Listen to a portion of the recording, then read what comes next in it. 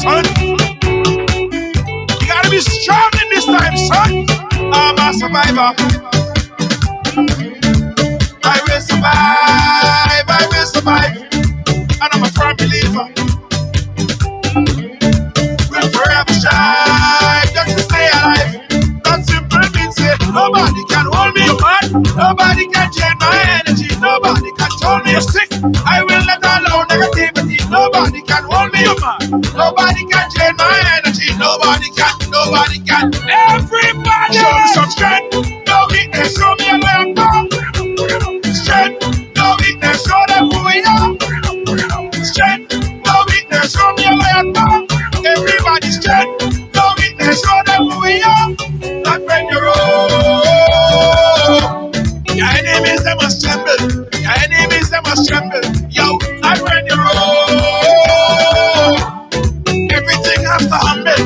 Everything has to humble. I'm a go-getter. I just go hard, I just go hard. And I'm a kind of fella. Put my trust in God, put my trust in God. That simple means say nobody can.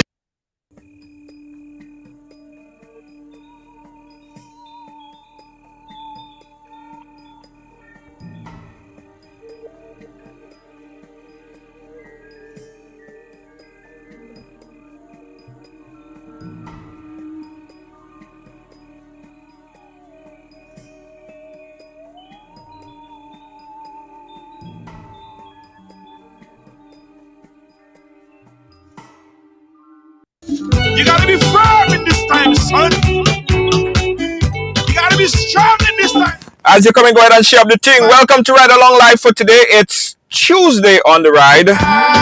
In New York City right now, it's a little bit rainy. Showers of blessings. Yes. Hey, so how you doing? I think I saw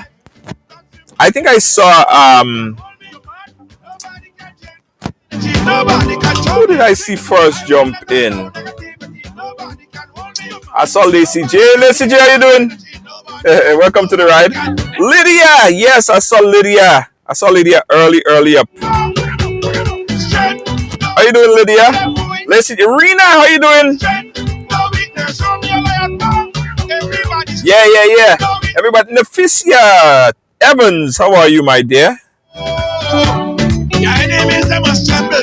Your enemies, they must tremble. Yo, I'm when you're old.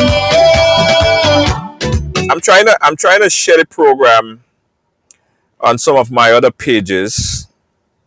Oh, there it is. All right, guys. Before we start, let me just take this opportunity to big up all of our top fans, all of our supporters, everyone who take the time out of the day. Guys, I never take you guys for granted. I never took you guys for granted. I never will. Thank you guys so much for, being. Hey, Dan, what are you doing here? Thank you so much for being a part of this ride. Right? I appreciate you. I gotta say this. I appreciate you guys so much. But you didn't have to be here. You could have been anywhere else, but you decided to be here.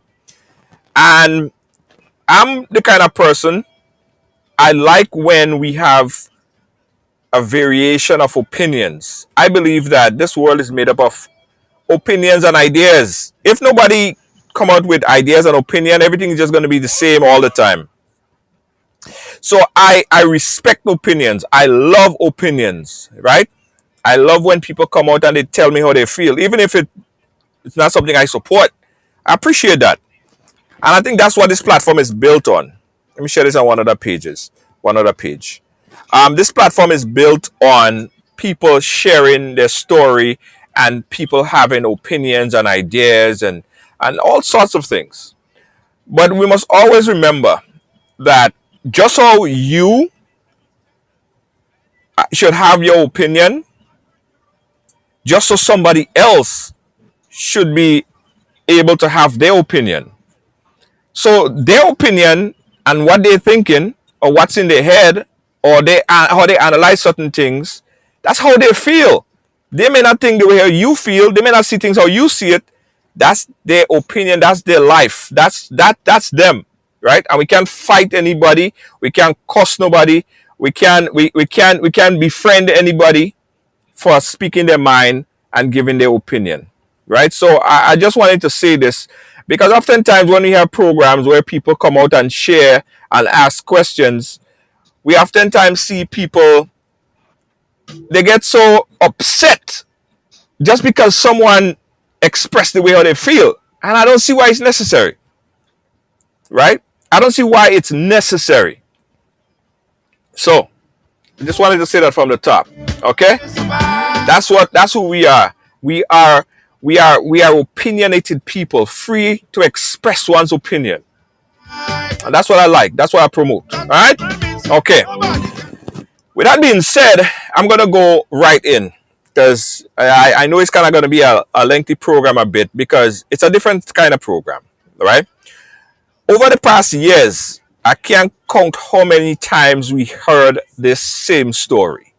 We heard it so many times where domestic abuse, where one partner beat up on the next partner, and we know how this story does go. This one is a little bit different. The gentleman today is coming to share his story, and yes, I said gentleman. It's domestic abuse involving a young man who is the abusee. He's a victim of this abuse. And oftentimes when we hear it, we say, what? What are you talking about? Why do you mean you get abused? He like it. Some people might go as far as to say, well, he probably the one that was abusing. I want you guys to listen to this young man's story. His name is Tommy. And Tommy would share his story how he has been physically and mentally abused for years. And as we always say, well, why are you getting abused? Why don't you just leave? Get out of the relationship. Go. It's never that easy. I won't share Tommy's story. I'll allow Tommy to share his own story, guys. So help me welcome, nice ride along welcome to my next guest. His name is Tommy. And Tommy is all the way in Texas. Tommy, how you doing, my brother? Man, I'm good, man. How you doing? I'm good. I'm good. I'm doing good, Tommy. I know my producer Lois JJ, who is Mm-hmm. the hardest working person on this team. She have been talking with you for the past couple of days, trying to set up a date, and finally today is the day. And I appreciate you taking the time to chat with us because I think it's very, very important that your story be heard. I appreciate that, Junior. I appreciate y'all having me on. I appreciate Lois and everything, because yeah, you're right. This does need to be heard. Absolutely, absolutely. Well, before we go on, Tommy, just tell us a little bit about yourself. Who is Tommy? Well, I mean, I'm pretty much a laid back dude. Honestly, I'm 40 years old. Two-time domestic violence survivor. Born and raised in Dallas, Texas. Went to two historically black colleges and universities. Very educated. I collect hats. I collect classic sneakers. I love to dance. I love to watch movies. I'm just an all-around outgoing dude. That's pretty much just me. I love life. I love to celebrate. Right, right, right. Nice, nice, nice. No, the the story that you're about to share again is not. We don't hear it a lot, although it's happened a lot. We don't hear it a lot Right. because for some reason men don't come out and speak about this because either they get teased, they get laughed at, they get thrown out. Yeah, go and deal with your situation. You're a man. Um, Mhm.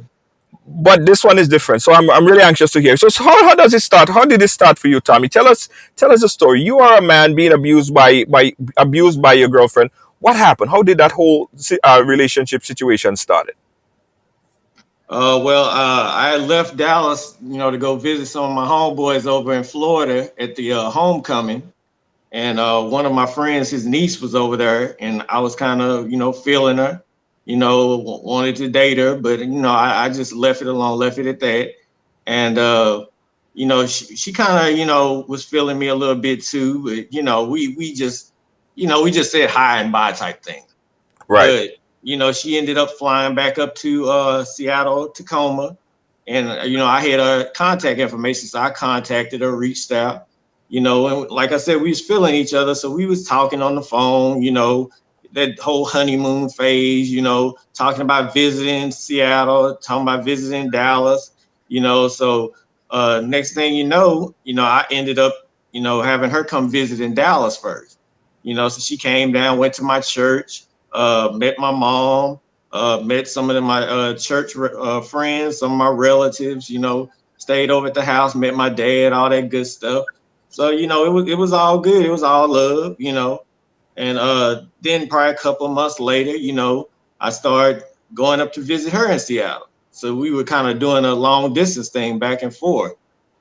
We send gifts like once a month. The beginning of the month, we send each other a present. You know, so then she was talking about like me coming up like permanently. So I ended up going up there, but then the people that I knew from homecoming that were her family, they kind of dismissed that. They didn't want me to come up there. They didn't want me to date her. They didn't want her dating me type thing. So it became an issue and it became beef. So, people were calling me and threatening me and, telling me I shouldn't be up there and this, that, and the other. And, everyone had their 2 cents to put in, and she kind of allowed it, and I was just like, you need to, deal with your people, your kin folks, deal with your church family, because, they're coming out very disrespectful. So next thing I know, I go up there and visit, and get into it with the people in the church. They kind of question my morals and my beliefs and, who I was. It was mainly the pastor. He like took us back in the church and, just pretty much head at it, just judgmental, just said what he felt like he wanted to say. He tried to provoke me. He tried to down my character. He tried to get me to come out of my character and say things that would make a dude react. And I didn't give him that, I didn't give him that satisfaction, but he did, get me angry. So I just end up from there, I end up holding a grudge. I didn't want to have nothing to do with him, any other people in the church. So, she cried about it and stuff because she was close with it. That's her church family and all that stuff. But I couldn't let it go. So Right. every time she wanted to be around them, I didn't want to be around them. And when we were around, I'm not going to shake and fake with you. I'm not going to come in your church or I'm not going to come to your event and then you expecting to shake hands with me or hug me after you done called me everything under the sun, telling me I'm not a Christian, I'm not a believer, I'm a fornicator, just calling me all these names and telling me I'm a man of little character, all this sort of stuff. So But Tommy, hold on 1 second. So why did they come across to you like that? Why were they calling you names and trying to beef what with you if they don't know nothing about you? exactly, bro. I mean, they were looking at they kept telling me that she was the princess and she's a good girl and she's a great woman. Don't mess things up or I come get you. Those types of things. And I'm just like, you don't Oh, know anything about me. You never even met me. So it was more of them feeling like I was deflowered. I was immoral and I was gonna lead her down the wrong path. But little did they specify is that she had already been led that way.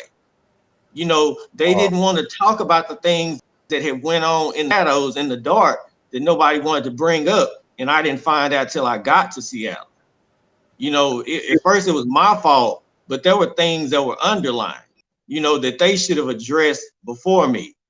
So it's like, you telling me that I'm a herder and do all this stuff, but then she's telling me about rapes, about molestations, about family members hurting her, and it's a secret, and nobody protected her from that. But when I come up there, all of a sudden I'm the bad guy, and I haven't even done nothing. I just got up there, you Oh, so know. he was protecting her, not Yeah. knowing the trauma that she went through, but they demonizing Mhm. you because they think that they protecting a little angel. She was the angel of the flock. She was the angel, and I I was just some dude coming from Dallas that didn't have money like they thought I should have, didn't have the career, I'd already had a daughter, stuff like that. You know, they thought I was just the worst of the worst, and they knew me before I knew her. Right.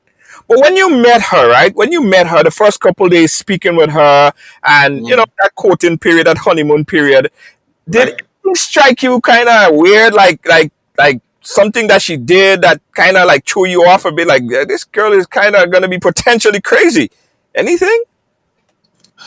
Not really. The only thing that she said that offended me in the beginning was because I do have a daughter and she's mixed with white and black. And she said, "Oh, you got a mixed baby. I don't date dudes that like to talk to white girls," type thing. And I was like, hold on, I date whoever I want to. It's not about the color of the skin to me. It's about who knows how to treat you right. It's about someone being smart, and having potential. It doesn't have anything to do with race when it comes to me. So that was a red flag to me. That definitely did offend me in the beginning. Right. Okay. Okay. But besides that, she was not pulling knives. Well, not even in pulling knives to do anything like play fight and want to hold you in a choke hold. Nothing like that. Nothing like that as yet, right? No, nothing like that yet. Not until I got up there. Right, and we're gonna hear about how when you got up there. So guys, if you're watching, I want you guys to share the story because I'm telling you, we hear this story so much time, but it's in reverse. We hear so many times about men abusing women. But what about when women abuse men? It goes underreported.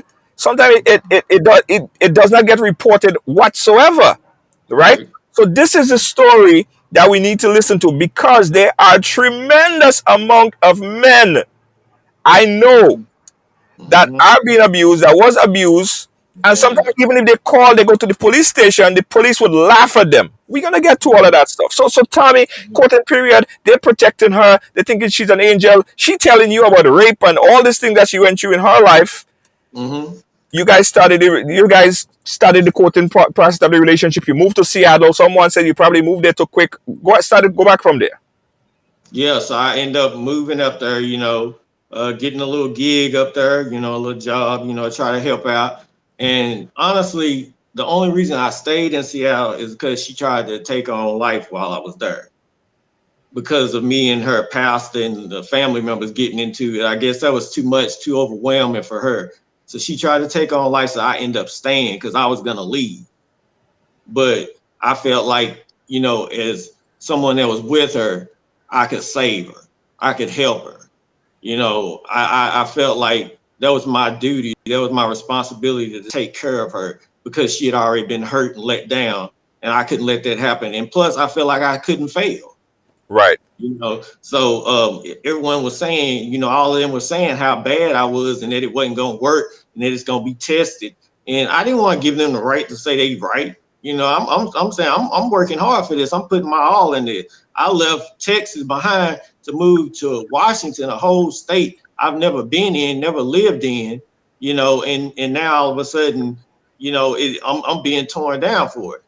Right. So we end up, staying there, moving in together. I got all my stuff up there, got a couple of jobs, things like that.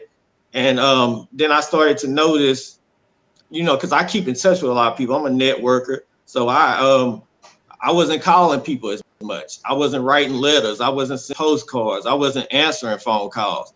Right. It was like I was completely being cut off from my family and my friends. And I didn't, recognize it as that, but I did notice kind of a little streak of when someone called me, she'd get a little upset. She was always like, put your phone down, or this is our time or my time, or, something like that. So I'm like, she kind of, kind of needy. At first she told me she wasn't needy and she didn't really want me to be around her because she wasn't used to having people around her like that. But then all of a sudden, it's like, you want all my time, you know. So, I mentioned something to her about when, I was trying to dress nice, look appropriate, trying to, you get the girl, you trying to keep her, you jazzed up, you trying to look nice. And I had made mention of it. And, she was like, I like it, but it's not all that or whatever. So I'm like, okay, so what do you like? Right. So, she telling me what she like people to wear and things of that sort. So she started buying me totally different kind of clothes and colors that I usually don't wear, just trying to build my wardrobe the way she liked it, pretty much. Oh, Yeah, kind of trying to change that. So then I see her brother uh, came to the house and he had on the same type of outfit, the kind of wear that I like to get down in, the kind of stuff I like to rep. And she was all like, "Oh, he looks so good and he's so fine, and that's my brother, and I date him, and he's so cute." I'm like, "Wow, I wore that same thing yesterday, and you just said I wasn't all that." So next thing I know, she says, she pops off, she gets angry, she's growling, she's going. She said, "So you telling me that I slept with my brother?" And boom, she come across the right hook. My face turned, I check my chin, I check my lip, check my nose. I'm like, man, she done squared up, she hit me good, you know. And I'm thinking about it, I'm like, man, did she just hit me? I was like, that's a mean hook. And then she said she getting angry again. And she swings with the left. Boom. I said, man, she done hit me again. So I'm thinking, I done moved all the way to Seattle, Washington. Don't have no family, no friends. Her whole family's up there. They gonna side with her. I can't call the police because I'm black. I'm a dude. They not gonna believe me. Her family's not gonna believe me because they already on her side. They think she's an angel. So there's no shelter for men. I can't go back and tell my family and stuff because then they gonna get upset, and yeah. then people gonna say that I failed and that I shouldn't have went up there. Which probably I shouldn't have. But it's a lesson in life. So next thing I know, like I'm saying, for months and months, it was similar scenarios. I went to work hiding scars and scratches on my arm. I was bleeding. Like I said, people stopped calling me because I wasn't answering. People didn't even know where I was anymore. Like I said, I stopped just communicating altogether. I ended up getting this new job at the airline, and they even started to notice, that she was a narcissist and that she was controlling and she was mean. They was always like, she don't really speak to us. She looks at us crazy. She's always mean mugging. She's too controlling. They used to say all this stuff at the airport. And then like I'm in the middle of conversations with my coworkers, and as soon as she come up on the floor, everybody was scattered like roaches, just leave me there talking. So I knew she was there behind me, investigating or checking up on me, and it just got to that point, looking at people's name tags I work with, listening to people's conversation on the employee bus and in the elevators at the airport, trying to see what they were saying about me at work. Every time I came home, I get that, we need to talk. And I'm thinking, what did I do now? I've been at the airport all day, pushing flights out, dealing with angry passengers, dealing with my coworkers, dealing with all sorts of things you can't even imagine at the airport. And now I got to come home and you want to fuss at me because you heard a girl in the elevator say, "I hope Tommy's wife is treating him good because he's a good man." So I ain't telling him to say it. all you was doing is being a good guy. Bruh, I went up to see how I did the same thing I do here in Texas. I open the door, I let people have my seat. I'm from the South. Southern hospitality, be a gentleman, be about that. Go outside with one, don't let her walk on the outside of the curb, take your hat off when you get in there, all that stuff. So I'm showing that, but people in Seattle looking at that like that's flirting. And I'm like, no, that's respect. That's being a gentleman. You do that sort of thing. You give a woman your seat. You open the door for a woman, her car door, or whether it's the door to the building. You do that. And she thinking that's flirting, they thinking that's flirting. But then they find out that I'm from the South. That's just how I am. So they saying stuff in the airport about me and on the employee bus about me, and they love my swag and my accent and the way I am.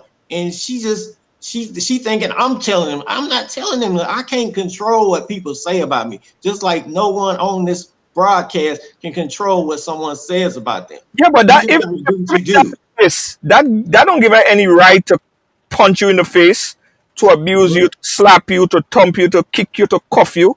That don't give her no right to do. That don't give nobody right to do that. Bruh, she said I just talk too much. She said I wouldn't shut up. When she fussing at me and she want to talk, I gotta shut up and listen. But I come from a different background, and I'm just like, I'm not gonna shut up like that. You're not gonna talk to me like that. You need to check yourself. You need to sit back and breathe and catch on the reality here. But she was too insecure because they everybody there knew who I was at the airport. Before that, it was just her and her family. But when I got to the airport, it opened up a whole nother door.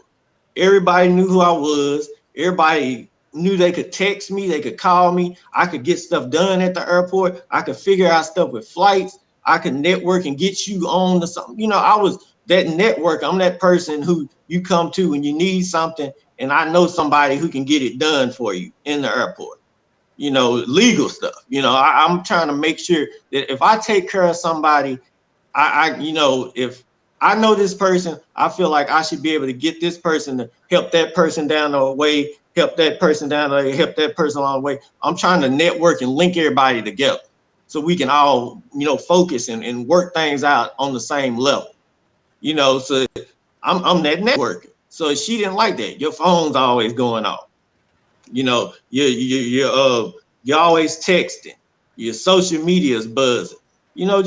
And it's like, man, my social media is buzzing now. It always has been since I got on it.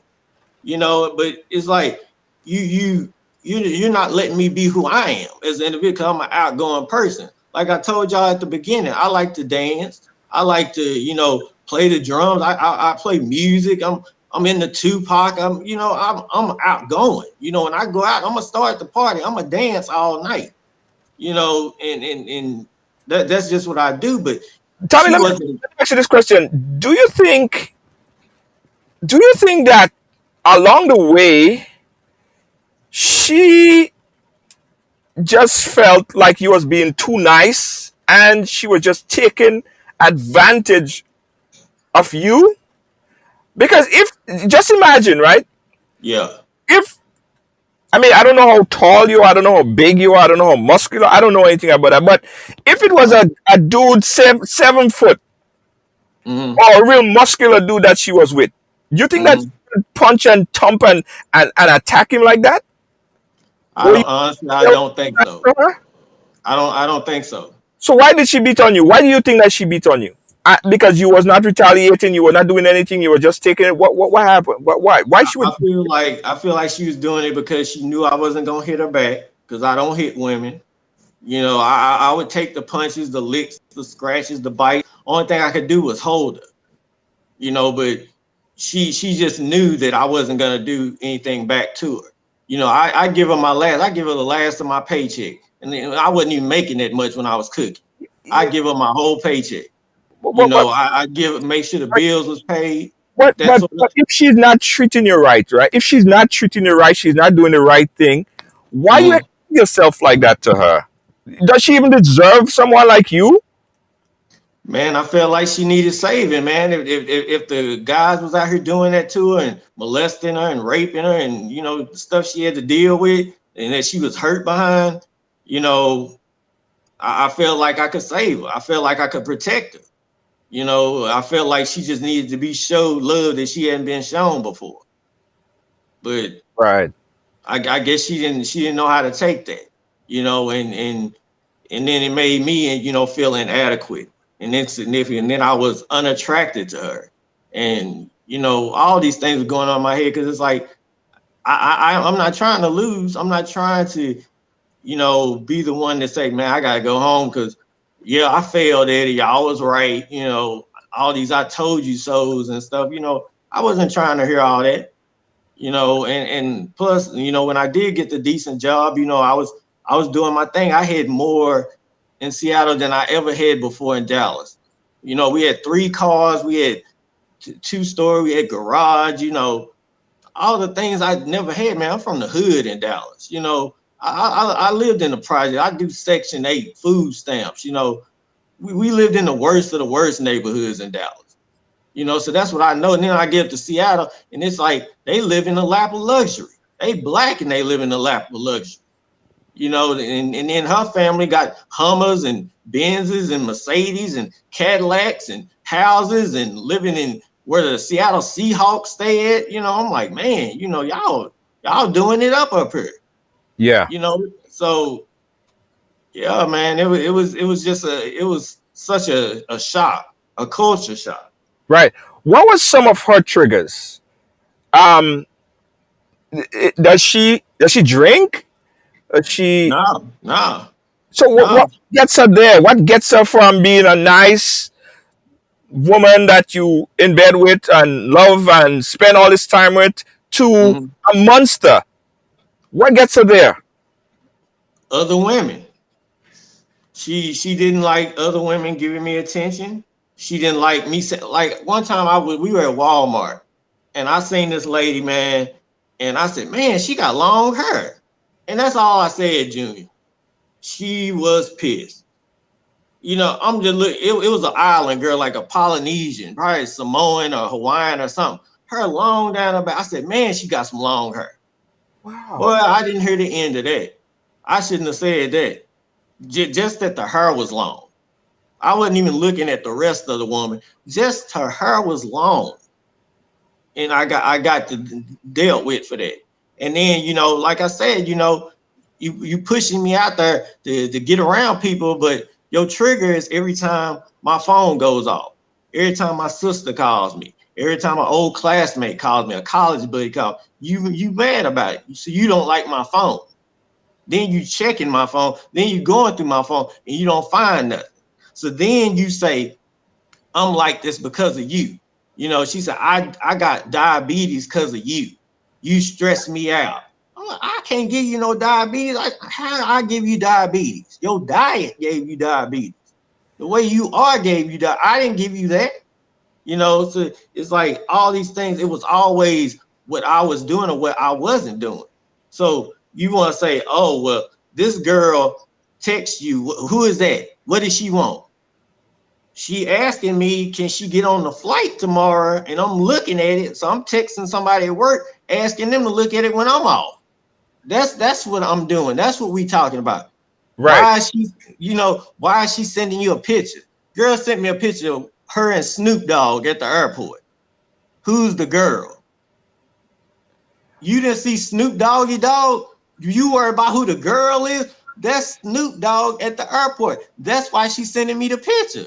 Right. Right. Well, let's have this conversation man to man. Let's have a sidebar. Let's have a sidebar. Let's have a side. Okay. Let's have a sidebar. Okay. Because as men, we do shit. We do Yeah, shit. yeah. Yeah, most definitely. Yeah. Yeah, Yeah. man. So we do shit. Mm-hmm. You cheated on her? Were you actually really with someone else that you didn't want her to know? No, bruh. I'm gonna tell you like this. So I was with her from 2006 to 2010.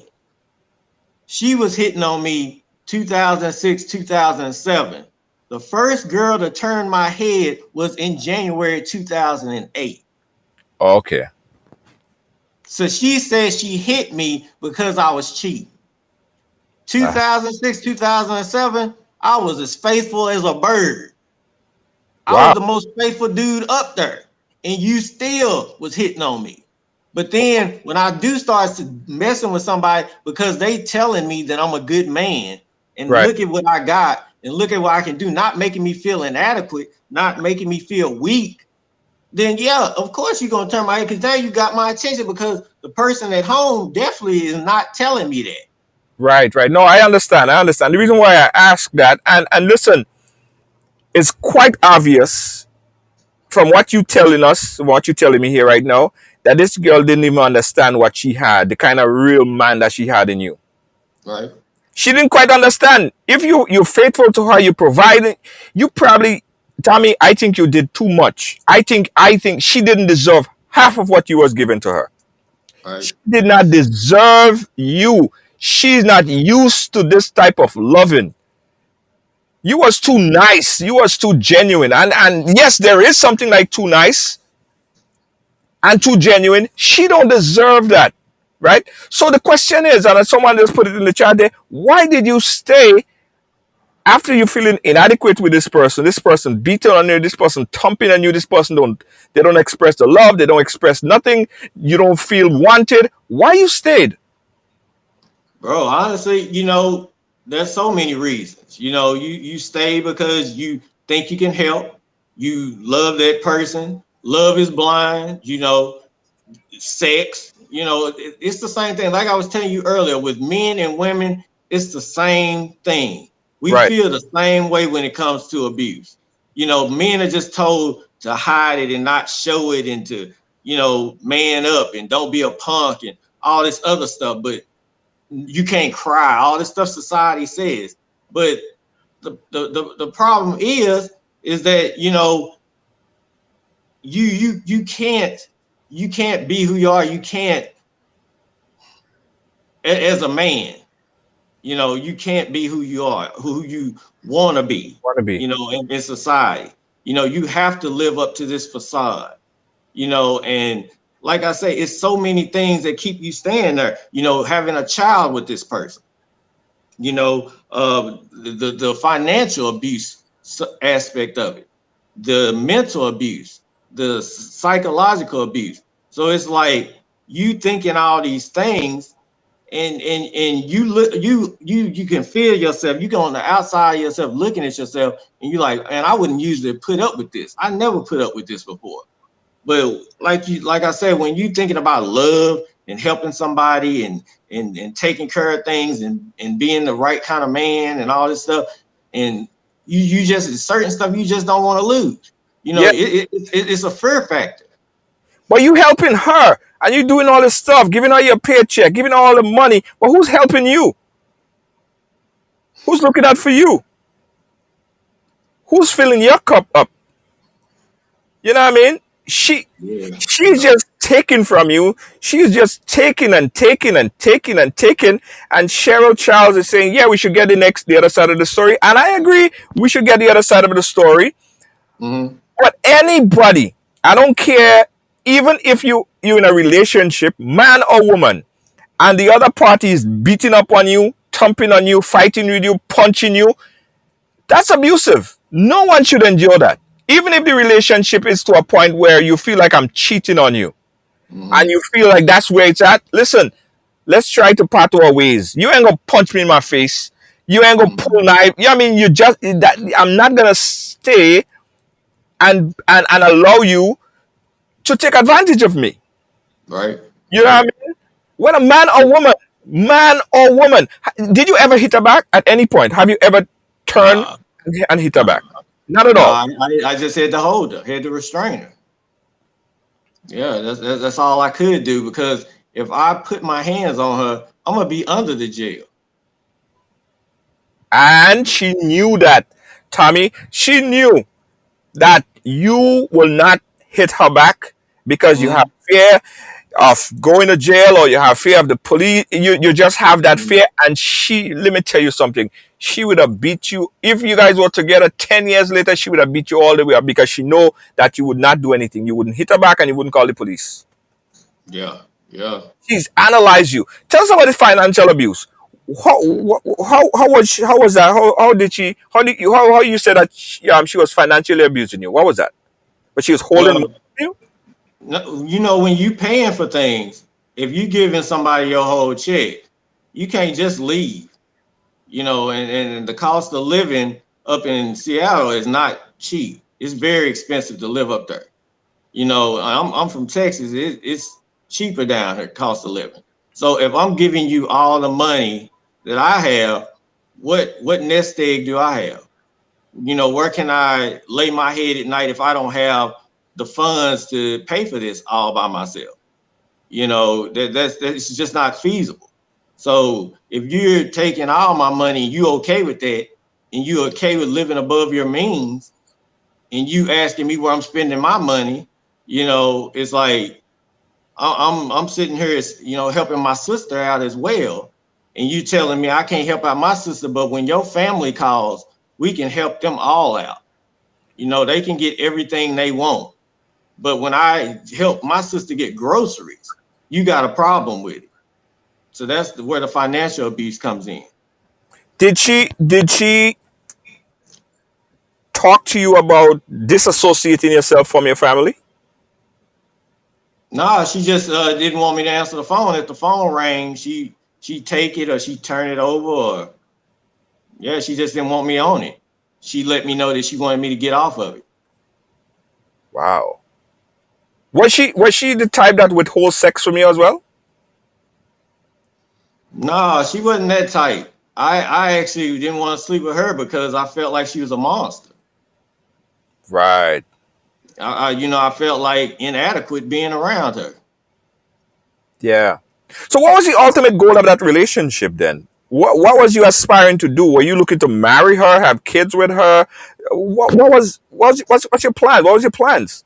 Yeah, I mean, I wanted to do all that. I was gonna marry her and have kids and everything, and I did marry her, but it didn't last long because that was the last straw for me, and I did have a daughter with her, and I don't get to see my daughter, but everything is taken from me, as far as financial wise, and I still don't get to see my daughter.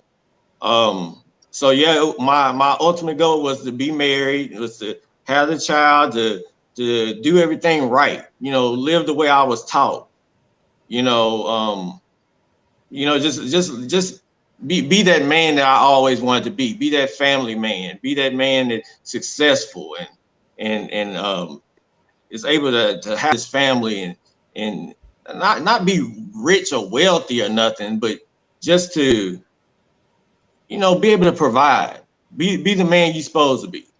Right, right, right. I'm seeing women in the chat room and they Hmm. hearing your story, Tommy, and they be like, "What? This guy?" Women right now trying to get a guy like you. Women right now trying to get someone who is genuine and who could a supporter, someone that they feel like they could trust. And here you have this woman. She has this man, and she don't even see it. Based on your story, because she might say something completely different, but based on your story, you are doing all the right things, but she can't even see it. She don't even respect the fact that she have such a good man, and she not look at it, she want to keep it. A lot of women right there are looking for a man just like you, right? But let me go back to this, Tommy. After Hmm. you've been through the relationship with her and the relationship was rocky, and you see that she was like, she's that kind of person who have inclination Right. to always beat and push and tug and punch. Why Hmm. you married her then? Why you thought that she would change if you marry her and have kids? Like, didn't you see that as a big red flag? Yeah, I was living with her. So, down here in the South, I'm in the Bible Belt. I grew up in the church, and my beliefs were a big issue. I was taught that it's better to marry than to burn. People against fornicating and adultery, and like the old heads got shacking up and that sort of thing. So I felt like I had to make an honest woman out of her, because I was up there and I didn't know if I was gonna be able to go anywhere soon. And then like I said, my daughter came into play, and I had to be around my daughter. I wanted to be in my daughter's life, and I knew that if I didn't stay around, that she'd take my daughter from me. Right. And that's called parental alienation, which a lot of men and women are dealing with every day, where you have a spouse or a mate that you done pissed off pretty much, and they don't let you see your kids. They get into the courts, and the courts make it to where you can't even see your kids. I haven't seen my daughter since she was 5, and she's 14 now. What? And the court's okay with that. They allow it. They take child support. They took it from my unemployment check. They took it when I was working. They took I haven't seen a income tax check since 2012. They were taking my stimulus checks, and then to catch me up because I was behind on my child support because I was unemployed, they took my entire car accident settlement that I got. So now I'm up to par, but they've been taking that this whole time, and I haven't been able to see my daughter. No, that part is disappointing, eh? That part is disappointing that men go through this all the time and women only take note because this is this is this is the headache and the tragedy that men go through. Yeah. A lot of times, and I'm not saying all women do it, but a lot of times you have a separation. Say for whatever reason, the husband and the wife divorce or the boyfriend and the girlfriend break up and you guys not Mhm. together no more.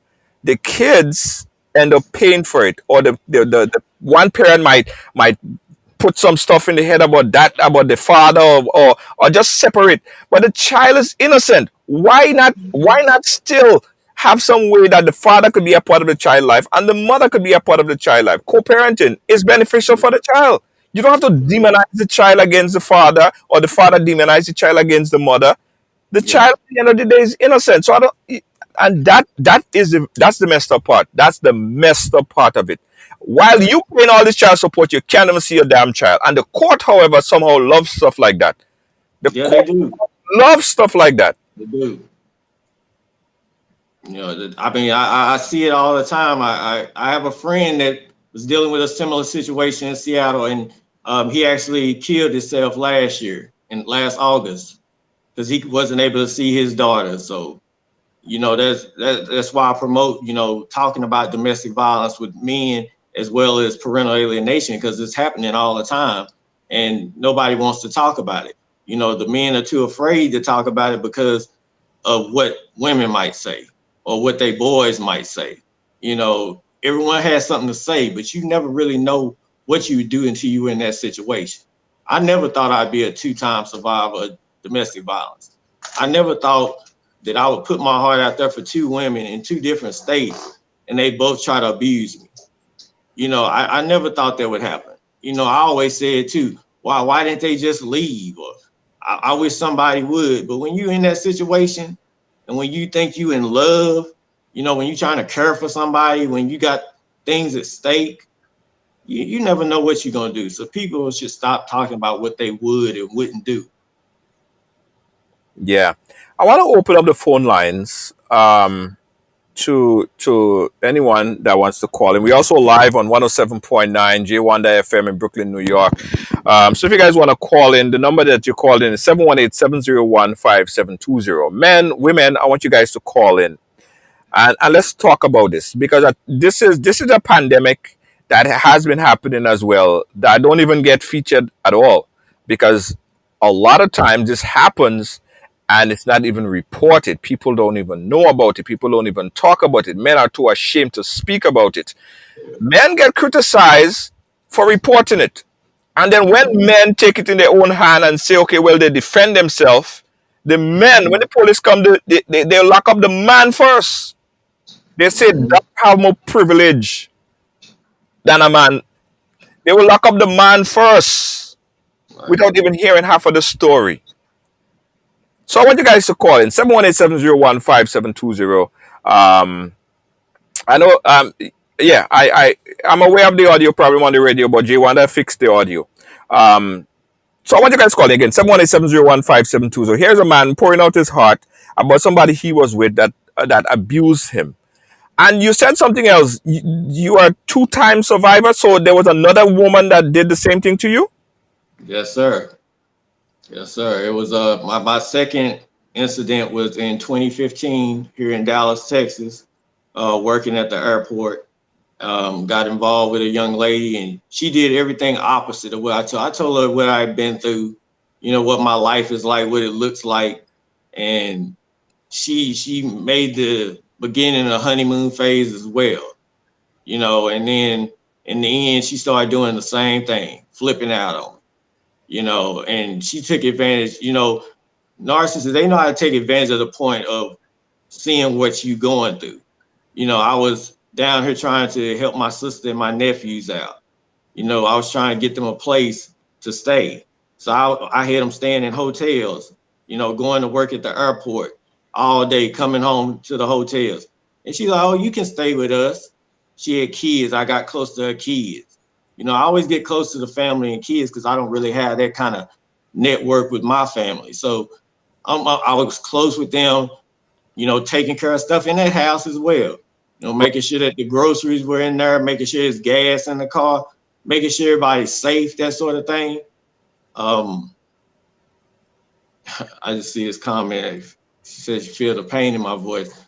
It's a lot of pain. I try to hide it, but yeah, they can sniff it out. Those narcissists, they be out there smelling for the blood. But yeah, I mean, I tried to think I was doing everything, providing, trying to make sure my sisters and my nephews are straight, trying to make sure her and her kids were straight, end up getting close with the kids, getting close with the parents, just everybody. And it's like, she flipped out on me too. Her relationship was on the rocks. Mine was on the rocks. So we confided in each other. You always find a friend when you're going through similar things, and then next thing I know, my bags are getting cut. I'm getting put out at midnight.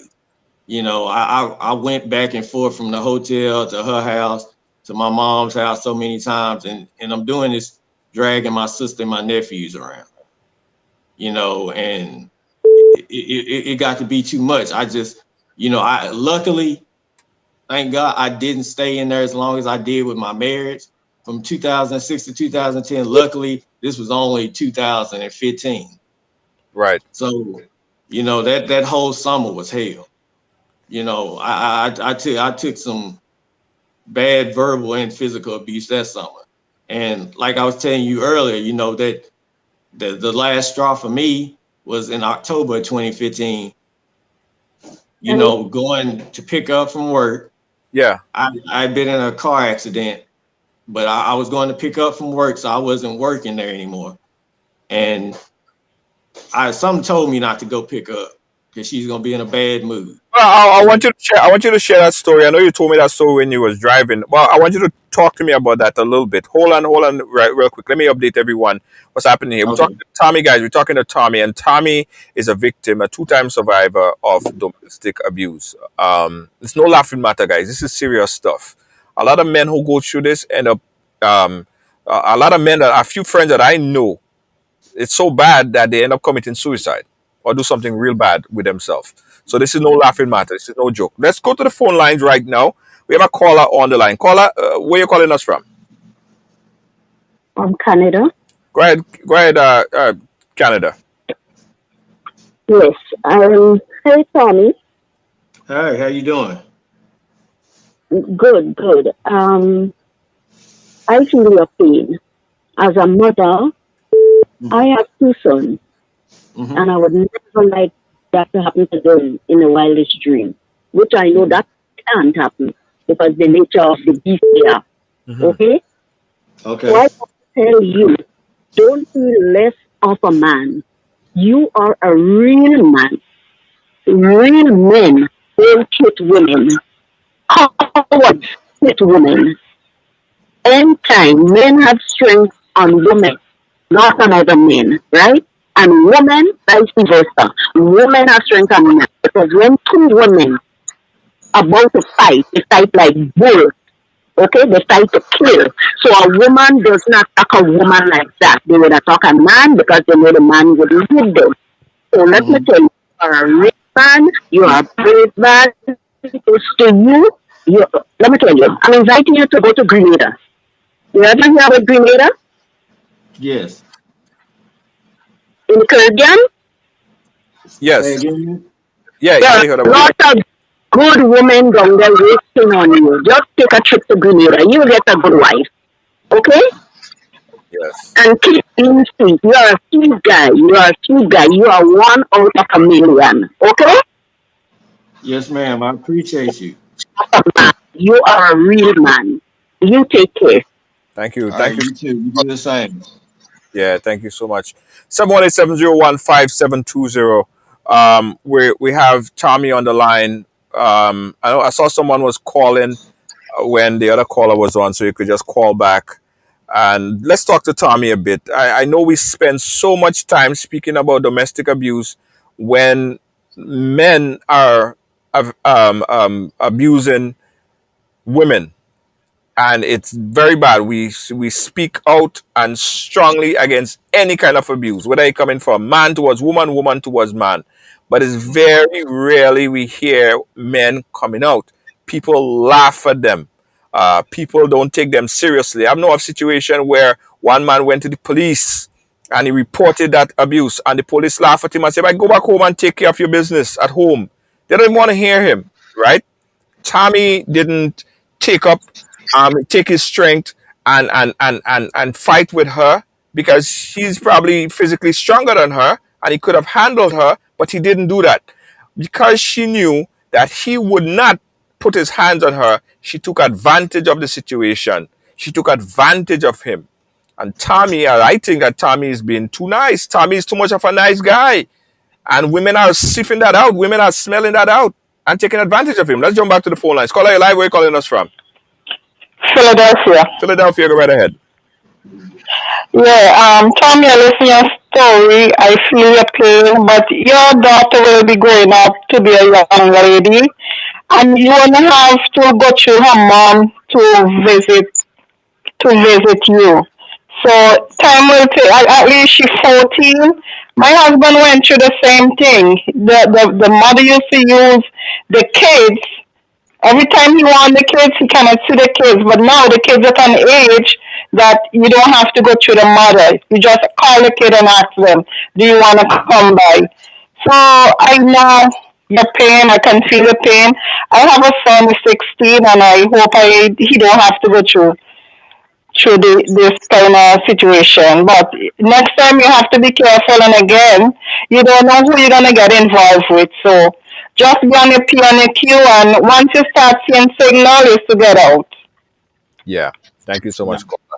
We appreciate appreciate you. Yes. Um, Tommy, how did you get out of that first relationship? What was the breaking point?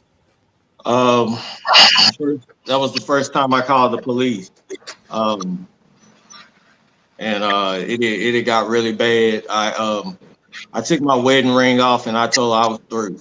You know, I was done. And um, I my hand and she got mad and I was about to go to work. It was I was going to the airport and she grabbed my tie and we going back against the wall. She pushing me back against the wall.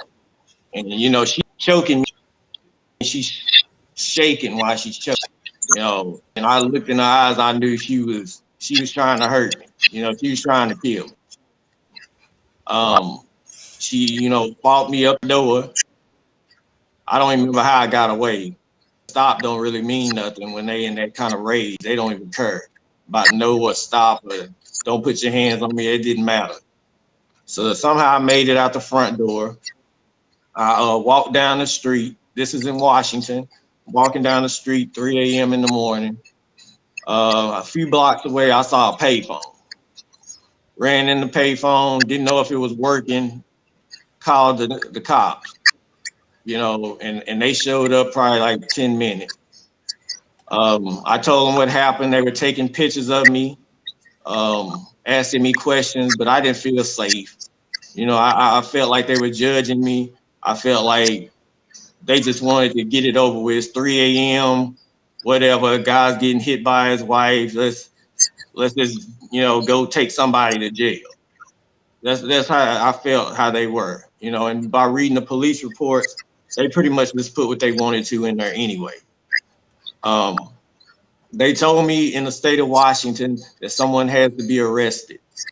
And I said, I just want to go home and grab my stuff and fly back home to Dallas. I'm just done with this. So they put me in the back of a police car, scary situation, something I haven't ever been in, don't ever want to do it again. And they told me I had to show them where she was at. So I couldn't call her because she had broke my phone. So I'm driving up through the apartment complex. I showed them where the car is, where the apartment is. They get out, they knocking at the door. I'm thinking to myself, man, if I could just call her and tell her, don't open up the door. You know, but I couldn't because my phone's broken. They knock a couple of times. She don't answer. Soon as they turn their back, she opens the door, and I see them manhandling her, and I hear her fighting and talking about, no, stop it, no, no, and she had enough time to call her stepdad, and he comes over. I don't know how he got over so fast, but he comes over and he's telling them to take both of us to jail, and he wants to hurt me, and he's going to do this to me. So the cops tell me he's angry, get in the house and lock the door, and they telling him to leave before they arrest him. So but beforehand, I had never told anybody at my job what was going on.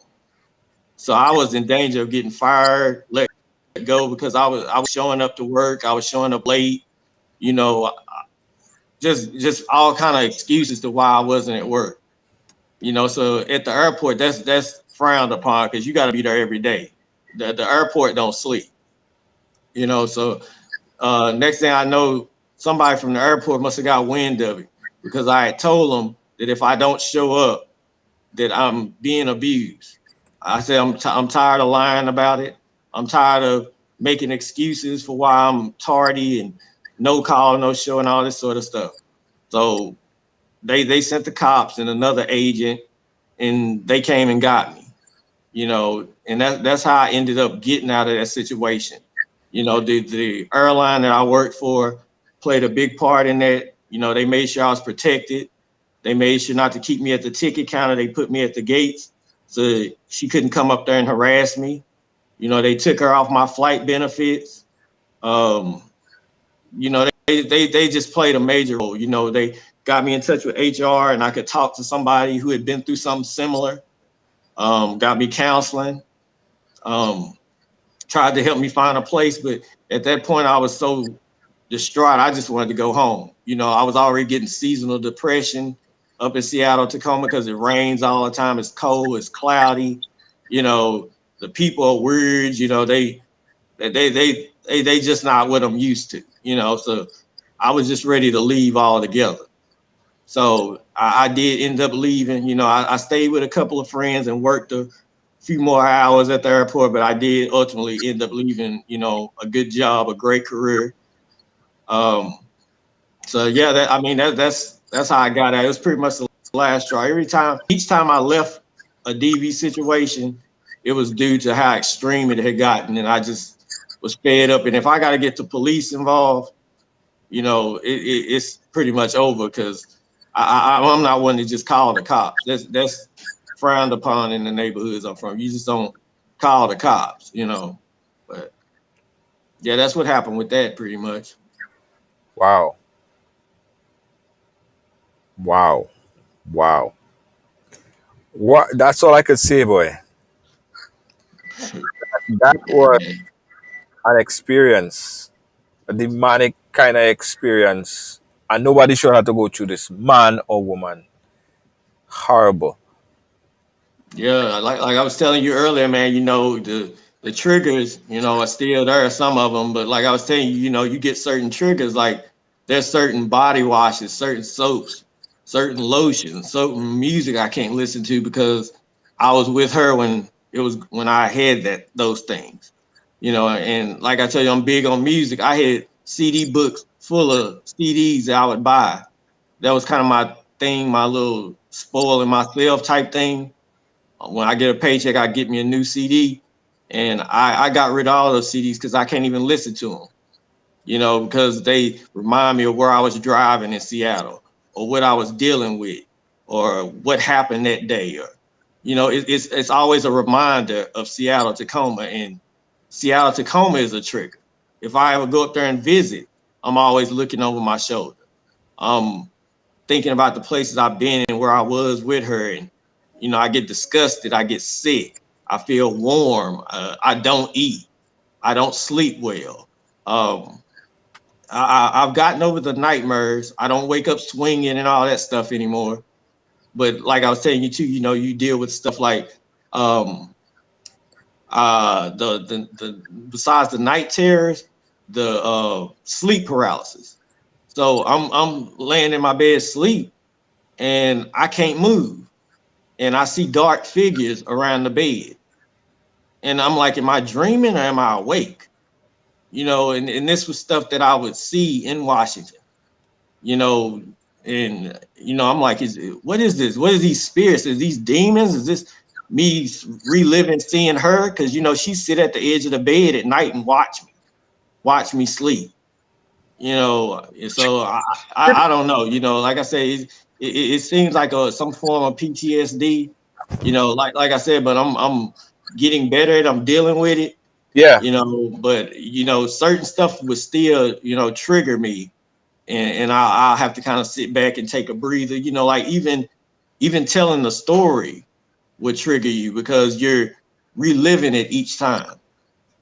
You're remembering things that you put in the back of your head that you didn't want to remember no more. But every time I tell my testimony, I remember things that I didn't remember prior to. Yeah. Did you ever think that she would probably one day try to kill you when you're sleeping? I did. I thought about it a lot, honestly. You know, but she would always say, I'm so afraid of you. You might kill me," type thing. I felt like she was always playing the victim. She'd make me feel sorry for her.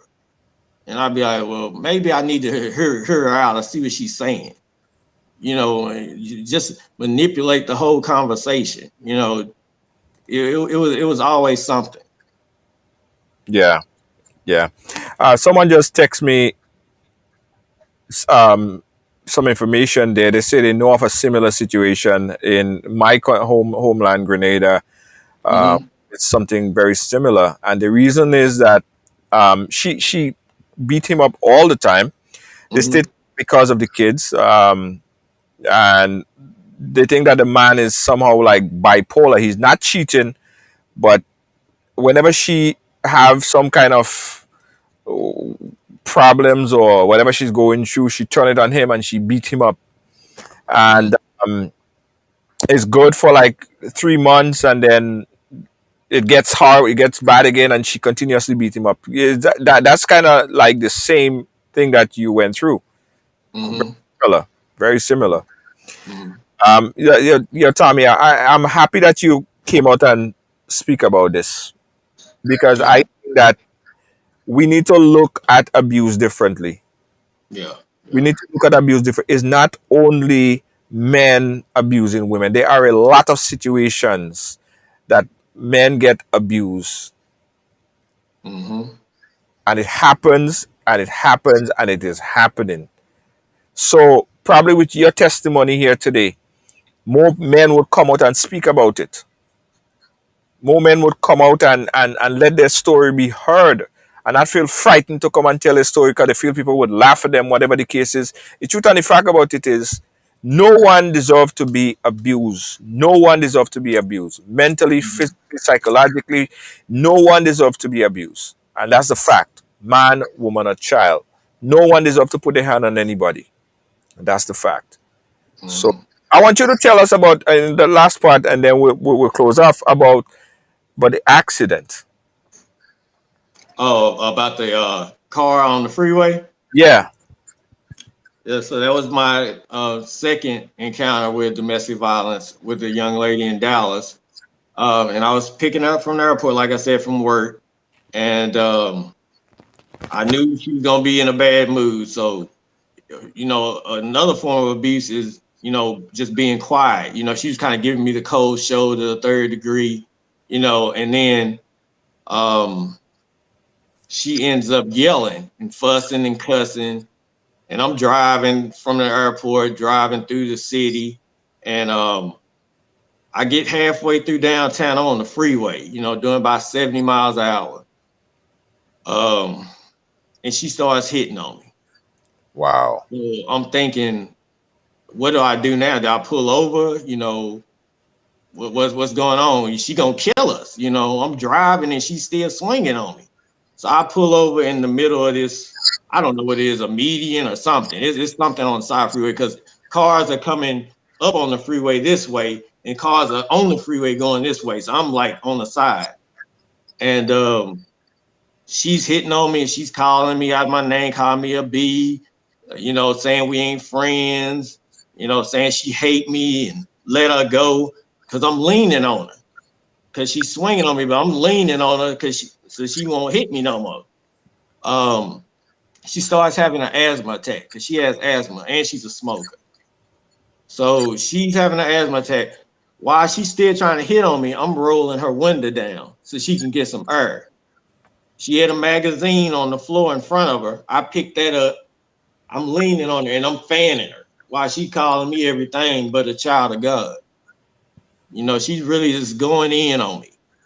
And she got calm. It was hot too. It was hot that night. And I'm trying, like I said, the window's down, I'm fanning her. I'm like, calm down, no, stop it, no, calm down. I probably done said no and stop it about 20 something times. But like I said, when they in that mode, it don't matter. When they see their feelings or what they dealing with or how angry they are, they don't see nothing but red. They gonna keep hitting you, keep on screaming, keep cussing you, keep defaming your character, whatever they can do to tear you down. It's all game. So I told her, calm down. So she finally calmed down. And I let her up and she goes at it again. So I had to do the same thing over again. And she has asthma. She's having a whole full-on attack. She's having an asthma attack and she's still fighting.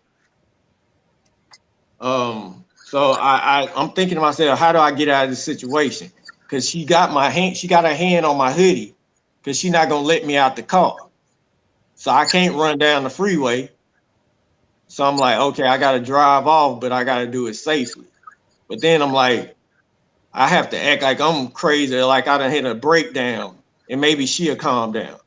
So I take off from the median, bro. I'm speeding. I'm doing like 80, 85, and I'm doing the car like this. I'm like, you want to kill us?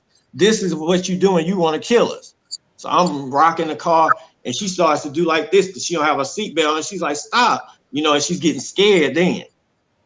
I was like, okay, so she's gonna calm down. So she calmed down. We got a little further into South Dallas, and she gets fired up again. So she started trying to attack me while I'm driving. I made a U-turn because I saw some cops that pulled over this guy in the neighborhood, and the black dude, they arrested him. So I pull up behind him, and I'm like, man, I'm gonna get out and I gotta say something because she's doing too much. I started thinking about her kid at the house and the people that are at the house I care about that are there. And if she gets, arrested, what's gonna happen to them? And how am I gonna explain this? So she says, I'm gonna calm down, I'm gonna stop. I said, okay. So I get from behind the car, I make another U-turn, go back to the little apartments, drive around. We in the projects. I'm pulling the car around to her place, about to park. She starts going at me again. Oh Lord. So, bruh, the car is still, I put it in park, but I'm halfway into the thing. So I jump out the car and I push the thing and it goes into reverse. So she's in the passenger side, she jumps over and she said, you ain't nothing but a B anyway. You ain't nothing but a B. She closes the door and she puts the car back in drive and, goes into the parking space. So I go in the house, I'm looking for my stuff, trying to figure out what to do next. My phone is off, so I'm trying to use the Wi-Fi to get in touch with somebody, anybody. So she comes in the house and I walk past and I go outside and I just sit out there and I'm taking in, I'm trying to breathe, I'm trying to calm down, trying to figure out what to do next. I can't keep doing this. And she comes out and she's smoking a cigarette. She's smoking a cigarette. She comes over by me. She's touching my chin and she's like, oh, baby, you okay? And I'm like, don't touch me. Stop. Leave me alone. Don't ever put your hands on me. No, you don't want me. I'm not your baby. I'm like, please stop. Don't touch me. So I stand up and I'm walking away from her and she's following me with this cigarette. So she stands in front of me and she says, what's wrong? You don't want me no more? And I see this look in her eyes like she's about to come at me like a linebacker. So my mind said, okay, Tommy, you're gonna have to defend yourself because she's about to attack you now. So she runs at me full speed, throws the cigarette down, and before I knew it, I had my hands up like this, and she came across, and I did a hip toss, and she came across my hip and flipped over. But then she grabbed me right here, so I fell on top of her. I fell on top of her and I'm laying on her. And she's like, you bitch, you F Nick. You know, she's calling me everything that she can call me. I'm gonna tell the police, I'm gonna call child support, and I'm gonna do this and I'm gonna do that. And you'll be, we ain't friends. We ain't friends. I hate you, you know. And I was like, just stop. I said, and let me go. I said, if you let me go, I'll let you up. She said, just get off me. I said, let go of my hoodie. So she's still holding on like this. I said, if I let you up, let me go. So she said, we ain't friends. We ain't friends. So she's still in this rage. You know, I'm trying to talk her down. And I said, I'm going to let her up. I said, but if I get up, she got me right here. So she's going to pull me back down and come across with the fist. She going to do something to pull me back down. So all I could think of, bro, I said, I got to do it quick. I got to jump up and run because she's going to come at me. So I let her up and I pull back and she's dragging on her knees and she's still holding me right here, but I'm pulling back like this. And she falls and her wig come off. Then she gets real mad and she called me all kind of MFs and Bs and she gonna get me. So I'm walking through the projects. I'm thinking if any of these homeboys see me, they gonna jump me because they gonna think I'm dealing with her, that I'm on beating on her. Or they gonna come laugh and take pictures and video and put it on social media, one or the other. So I'm running through the project. I can hear her behind me telling me she gonna call the police and I'm, you know, a bitch and I ain't nothing and I'm an MFer and this, that, and the other. So I make it out the project. I walk like 3 or 4 blocks down the street. I see this washateria open, a laundromat. But the laundromat is locked because it's like 10, 11 o'clock at night. And I knock on the door and they let me in. And I seen a lady with a cell phone. I said, ma'am, I know you don't know me. I said, but I just dealt with some domestic violence. And I said, I need to use your phone so I can call for help. You know, so she let me use her phone. I called my sister. I called, you know, her dude at that time. And they were like, what you doing? Where you at? And I was so upset. You know, I just was like, I'm just going to sleep at the bus stop. I'm going to go sleep down at the dart rail at the train station. So I'm like walking blocks. You know, I probably done made about 6, 7 blocks before, you know, my homeboy come and see me walking in the dark and he picks me up. So he takes me to But his house. Tommy, that is a whole cycle that you're dealing with. That is a full cycle. What you just explained there to me, I don't see somebody operating in a normal mind. That is a full, whole entire cycle, Netflix special kind of cycle, kind of movie that you just explained here. It is, Tommy. I don't. You, you are a strong man. I tell you this, eh? You are a strong man. You are a strong man because, boy, Junior, most of um, the time I do not feel like it because of what I've been through and because you can't tell everybody what you've been through. I'm on here right now telling all these people that I have no idea who you are. I don't know you, you don't know me, but I'm telling you my story. I might be getting criticized, put down, made fun of, but I don't care. You know, this is real life. You know, yes, I'm not the only one going through it. It's a lot of men going through it. So those comments that y'all are making or putting up there, if it was a woman, would you be doing the same? that's You true. know, would it be just as funny? You know, I see people all the time posting on social media, putting videos out here of guys getting hit by the girl. But when a guy is hitting the girl, everybody's up in arms. Everybody's attacking the dude. Everybody's calling the police. You know, it's such a stigma with this. You know, if it just imagine if it was y'all son, you know, your nephew, your brother, your dad, because it's happening all of them. Me telling my story, I've had so many men come up to me, men y'all couldn't even imagine. People who are my supervisors have said I've been abused by my ex. I've been there, but they don't want to talk about it because they say if we say something, we're gonna be attacked by the women, or the women are gonna feel sorry for us, or you know they're gonna feel pity for us. And straight up, us men as survivors, we do not want pity or for anybody to feel sorry for us. You know, we just want to get the word out. We want people to know. We want men to come forward because a lot of men are being abused and they don't even know it. They laughing about it. You know, y'all see it out there. Y'all see girls hitting on dudes all the time, verbally abusing them, smacking them, keying their cars, flattening their tires, busting out their windows. What right does anybody have to do that to somebody? If a man was doing that to a woman, everybody would be up in arms.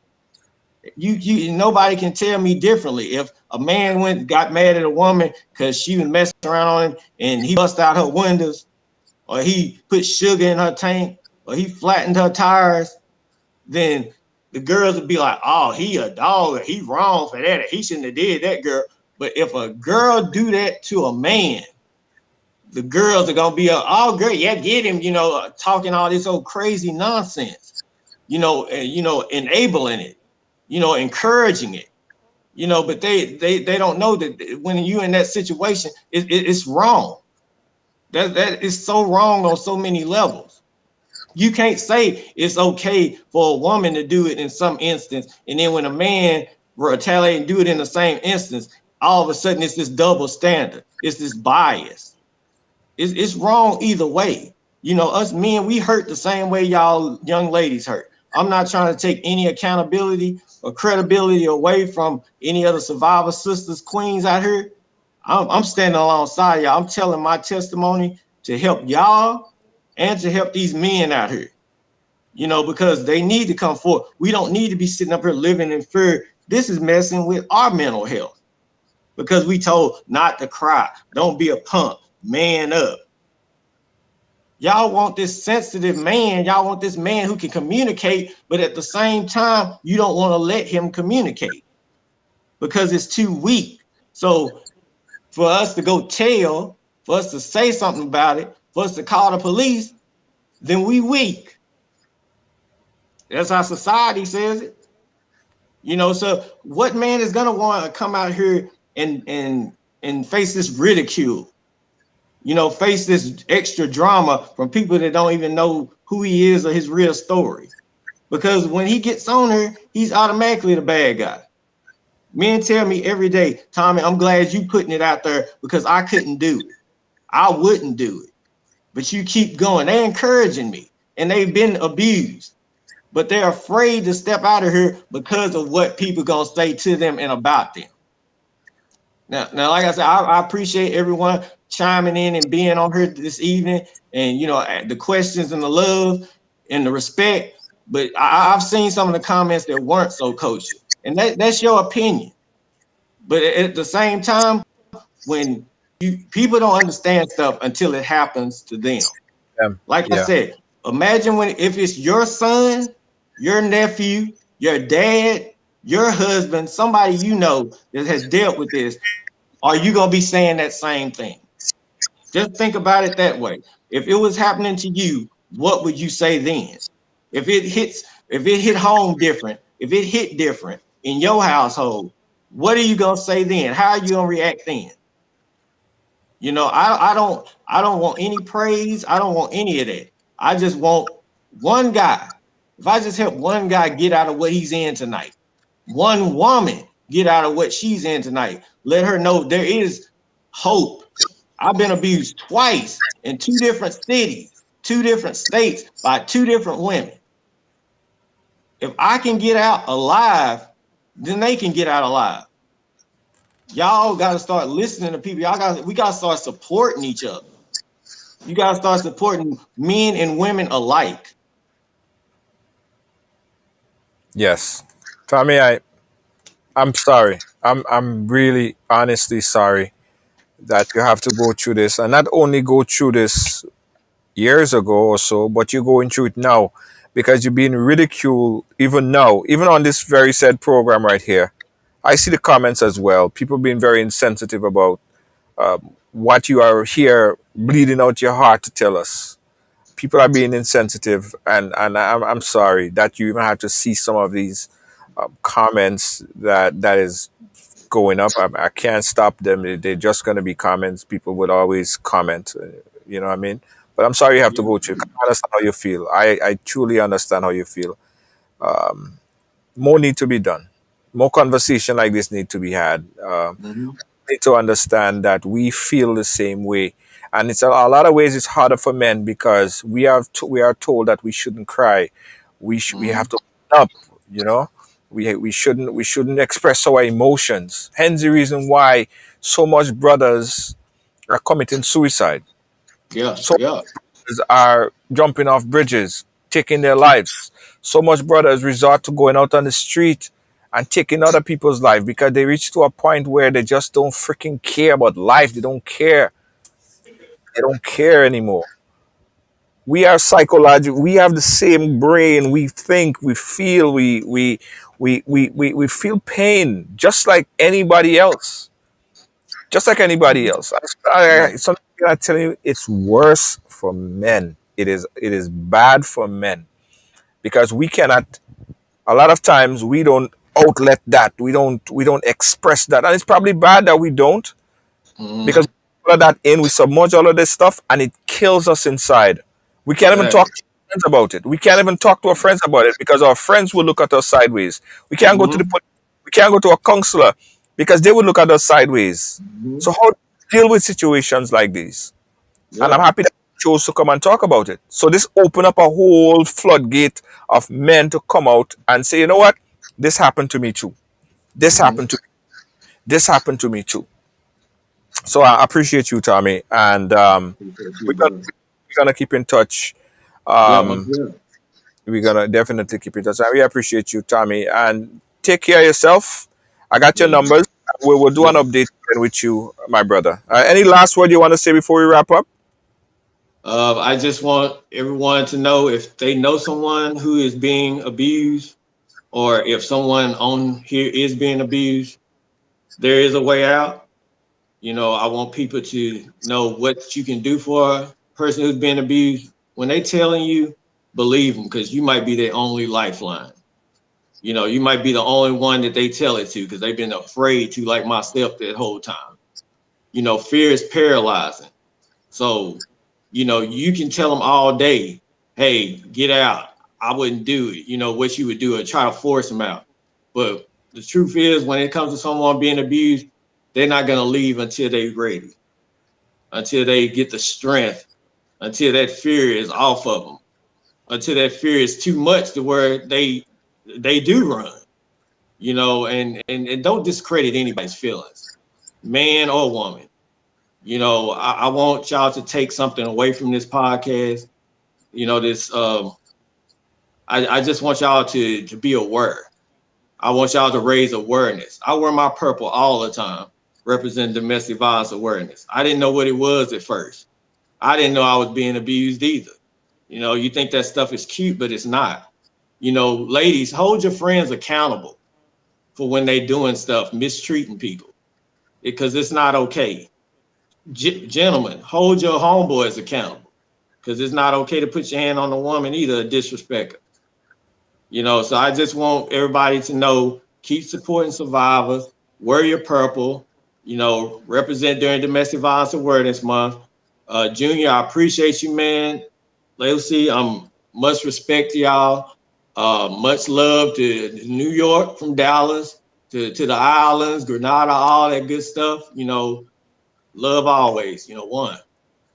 Thank you so much, Tommy. We'll keep in touch. All right. Yes, sir. Yeah.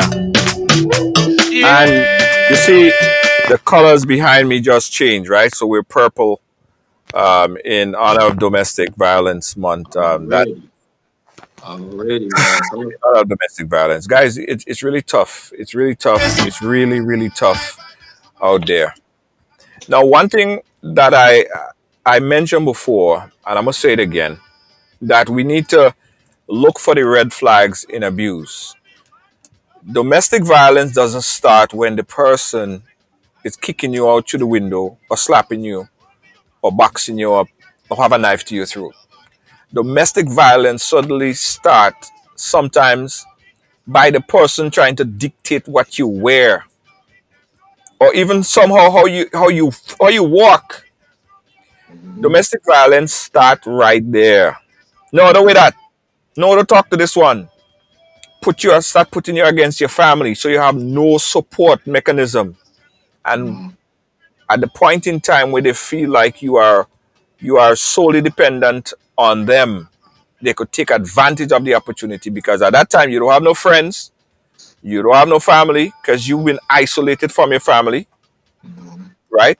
And at that Right. time they feel they could take full advantage of you. Sometimes financial abuse come into play as well, because they become somehow source of finances. So you in a position, you between a rock and a hard place. You can't leave, because where you go? You have no funds, so you have to stay and take it.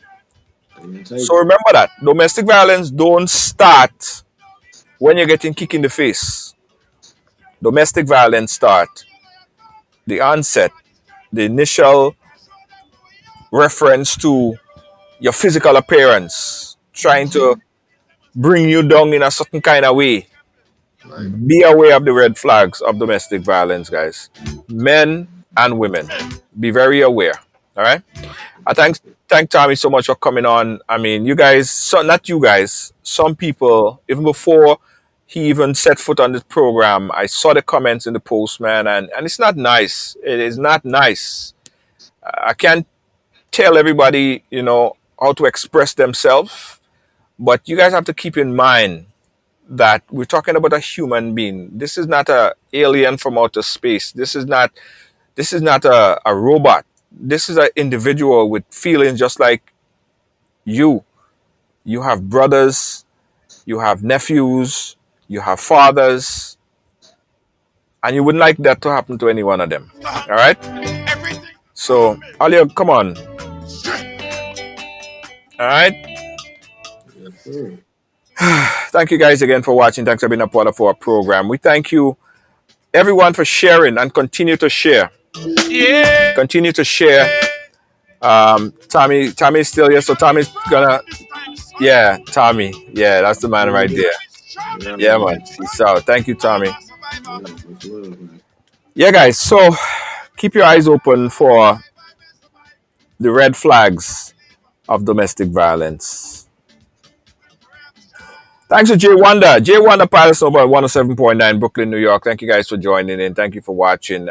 Guys, we also encourage you to, if you like programs like these and you want us to continue to bring in programs like these every single day, guys, to encourage people, to make people feel better about themselves, to encourage people to share their story, you could support us so we could continue to support these type of engagements. You can become a supporter of Ride Along Live. Click that link right at the bottom and it'll tell you how you can become a supporter, right? But even if you don't want to become a supporter on paper per se, you can still support by just sharing the program one time. Yeah, you could still support by putting this program in somebody's inbox that you know is going to help. All right. And if you are being abused or you know someone that's being abused, you can give us a call. We have a number of different outlets and people that they could speak to in how they could plan their way, or plan the next move. We're not saying that in every situation of abuse that you should pack up and leave, because that might be if you don't do it correctly, it could be detrimental. So there is a strategic way of leaving an abusive relationship. So give us a call and we'll help you out with connection with people who could help in these regards. All right. Also, guys, I want you guys to go ahead and like and subscribe to us over on YouTube or our YouTube platform. So go ahead and click that link and subscribe to us over on YouTube. Lloyd JJ, I believe we're going to pin that link right at the bottom, so you guys could go ahead and do that right now. Also, if you have a business, Christmas right around the corner. If you have a business and you want to get the word out, advertise, promote on Ride Along Live, you could inbox us or give us a call.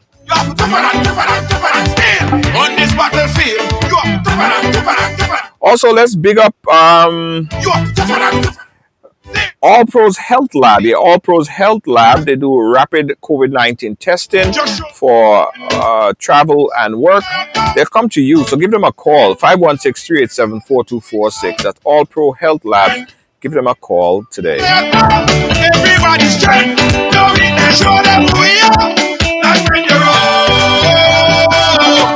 your enemies, they must tremble. Your enemies, they must tremble. Yo, and when you're everything has to humble.